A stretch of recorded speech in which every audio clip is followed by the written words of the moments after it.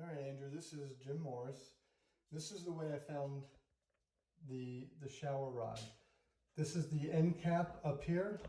This is a decorative end cap that was on it, the way it should be. And the one down here, it was just like it is right now, just sitting right there in the hole.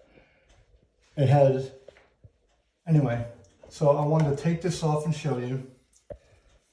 There's a hole here and a hole down here. The distance between them is 24 inches. They're supposed to mount from the back of this mount. It's supposed to secure into that, some kind of a set screw to hold it in place.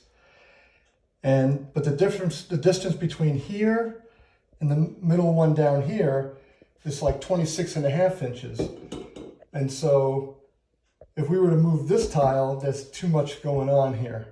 So if we left this one in place, put that hole, you have to take this off, put the set screw in there from behind, and then move this one down, it'll be right about here. So it's going to leave a hole. So this has to come off, this tile has to come off.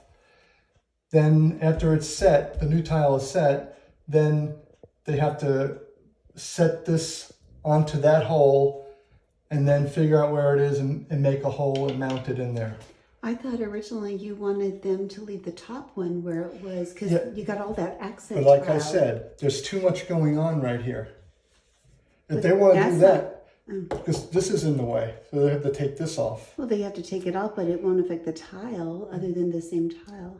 But it's sealed too. Well, So anyhow, whatever so I they guess decide. one of the two has to be moved. So there's accent tile up there, but of course we have plenty left over of that. But they'll just do the sawing through this right here. So anyhow, the choice is either move the lower one or the upper one. And I think the upper one is probably Whichever best. one It's is cleanest. the least.